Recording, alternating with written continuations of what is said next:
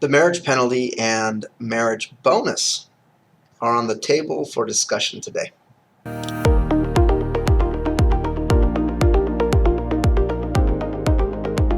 The marriage penalty has got to be one of the hardest videos for me to put together in a short time frame because it is complicated and because so many people have so much interest in it. So I'm going to try to make it short and understandable, but understand that this is a complicated area of tax law. So the marriage penalty is, I'll just define it first, it is the delta or the difference in tax between what two single people would pay in tax if they were not married versus what those same two people would pay in tax if they were married. The difference is the marriage penalty, or we should mention this, the marriage bonus. And most people don't even talk about the marriage bonus. Most people don't even, I think, consider that it exists. It exists just as often as the marriage penalty. Sometimes you're benefited by being married, sometimes you're penalized by being married in the tax code. So that's the marriage penalty, and that's what we're talking about today. In the Tax Cuts and Jobs Act of 2017, Congress tried to reduce the marriage penalty by essentially making the tax brackets more equitable between single people and married people. Essentially, Congress made the married tax brackets twice as wide as the single tax brackets, at least all the way up to a 35% tax bracket. And that went a long way to reducing the marriage penalty, but it didn't get rid of it altogether. And the truth is that despite how really hard we try, it's very hard to get rid of it because of the complicated nature of our tax code. In any case, let me give you some examples. I'll just do very quickly. If you have two taxpayers, they both have taxable income of $50,000 a year, and they get married, they're going to pay the exact same amount of tax as a married couple as they did when they were single. Again, assuming they have no kids, nothing else. Just simply $50,000 of wages, say, and nothing else. They pay the exact same amount. Same thing happens at $200,000, meaning $100,000 per individual. The same thing happens at $200,000 per individual for a combined income of $400,000. Same thing. The tax is the same. Again, assuming no other issues. But as you get really high, as you get up to, say, $700,000 of combined income, that would be $350,000 a piece, you begin, in this scenario, to see a tax penalty where you pay a little bit more tax as a married couple than you would filing singly. But that's a really simple analysis because it leaves out a lot of the code. So let me just name a number of things that really do create a tax penalty or tax bonus. They are, one, the tax brackets, which I just talked about, and that really only, for the most part, only happens at the very top of the tax brackets. The additional Medicare tax creates a tax penalty for some. The net investment income tax creates a tax penalty. The child tax credit, the earned income tax credit, all of those can create discrepancies, either penalties or bonuses when you get married. So let's look real fast at some tax foundation studies and graphics.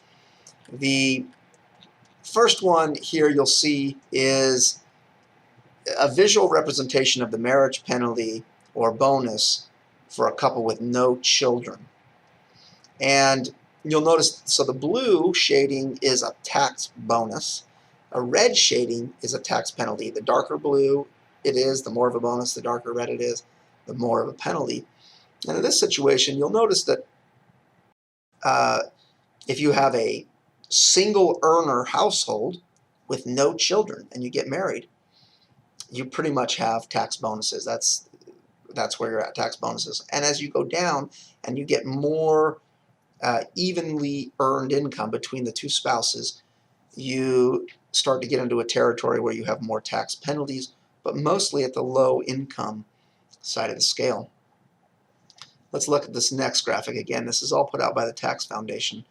Thanks for doing that, Tax Foundation. These are great graphics. So here's the same analysis, but this is a couple with one child. Now you look and you notice the colors become much brighter. So there's some big tax penalties and some big tax bonuses here. And you'll notice the biggest penalties really exist in middle income households where you have two earners. And when you get that, and of course this is with one child, you get pretty big tax penalties. Again, single earner households remain mostly in the bonus area, and very, very, very low income households with two earners have really big bonuses. You'll see this amplified as we go up. Here's the next graphic, and again, it's just a darker version of the last graphic.